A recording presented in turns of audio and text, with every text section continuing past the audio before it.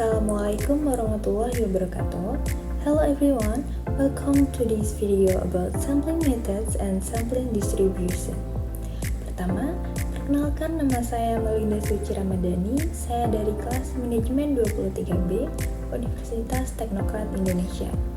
Hari ini kita akan membahas topik penting dalam statistika, yaitu metode sampling dan distribusi sampling. Materi ini sangat relevan dalam analisis data, terutama untuk mengambil kesimpulan dari populasi besar. By the end of this video, you will understand the different sampling techniques and how sampling distribution are used to make inferences. Let's get started. First, let's define sampling.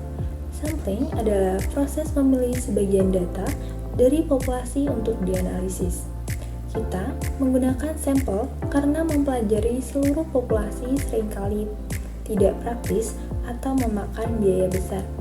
Misalnya, jika kita ingin mengetahui rata-rata tinggi badan siswa di Indonesia, mengukur semua siswa jelas tidak mungkin. Jadi, kita mengambil sampel dari populasi tersebut, misalnya 1.000 siswa dari berbagai wilayah. Namun, penting bahwa sampel yang kita ambil harus representatif atau memiliki karakteristik populasi. Dengan cara ini, hasil dari sampel akan digunakan untuk membuat kesimpulan tentang populasi secara keseluruhan. Sampling plays a crucial role in research and decision-making process. First, it saves time, cost, and effort. Instead of analyzing an entire population, which can be overwhelming and expensive, we can study a smaller, well-chosen sample. Second, when the sample is representative, it provides accurate estimates of the population characteristics. This helps us make reliable inferences without having to involve everyone in the population.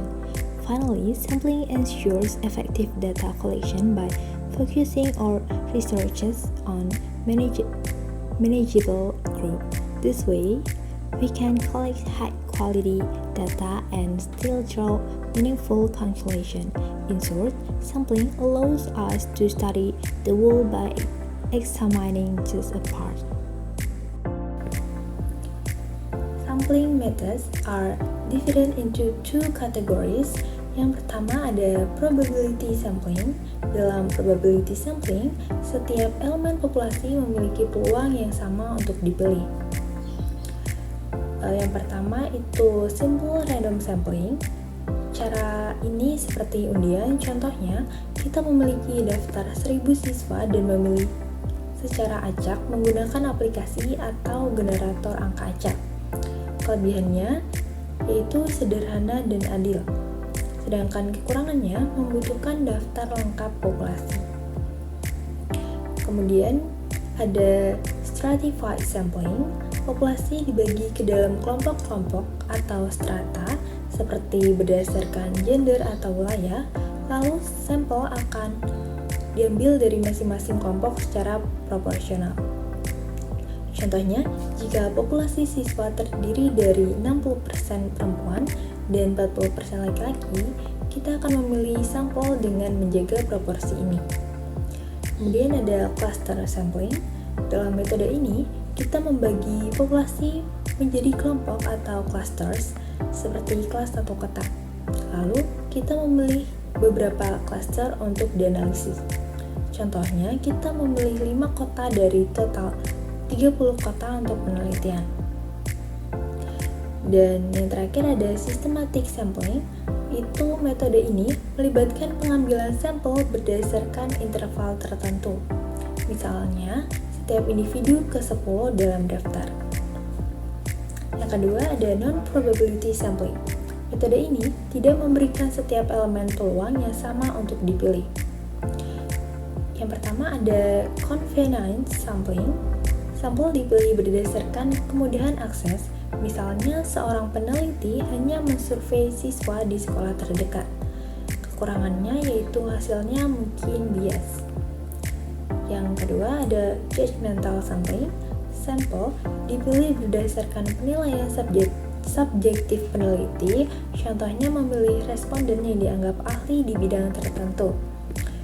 Yang ketiga ada quota sampling. Sampel diambil sesuai dengan quota tertentu, seperti memastikan sampel memiliki jumlah tertentu berdasarkan usia atau profesi. These methods are their own strengths and weakness, and choosing the right methods depends on your research goals. Now, let's talk about sampling distribution. Distribusi sampling adalah distribusi dari suatu statistik seperti rata-rata atau proporsi yang dihitung dari berbagai sampel. Misalnya, jika kita mengambil 50 sampel dari populasi dan menghitung rata-rata dari setiap sampel, nilai-nilai rata-rata ini akan membentuk distribusi sampling. Distribusi ini memberi kita gambaran tentang variasi antar sampel. Kenapa ini penting? Karena distribusi sampling digunakan untuk membuat inferensi statistik seperti menghitung interval kepercayaan atau confidence intervals atau melakukan uji hipotesis. Ada beberapa istilah penting yang perlu dipahami. Yang pertama, mean of sampling distribution atau rata-rata distribusi sampling biasanya sama dengan rata-rata populasi, asalkan sampel diambil secara acak. Yang kedua, standard error. Standard error mengukur seberapa besar rata-rata sampel cenderung bervariasi dari rata-rata populasi. Pertama, shape of the distribution. Menurut Central Limit Theorem, jika ukuran sampel cukup besar, distribusi sampling dari rata-rata akan mendekati distribusi normal, meskipun distribusi populasi tidak normal.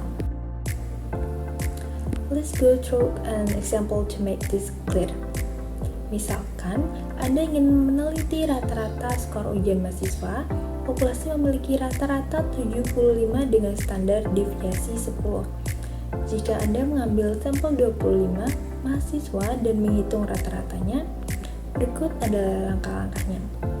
Yang pertama, rata-rata populasi tetap sama, yaitu 75, dan kemudian kita akan menghitung standar errornya. Itu seperti berikut.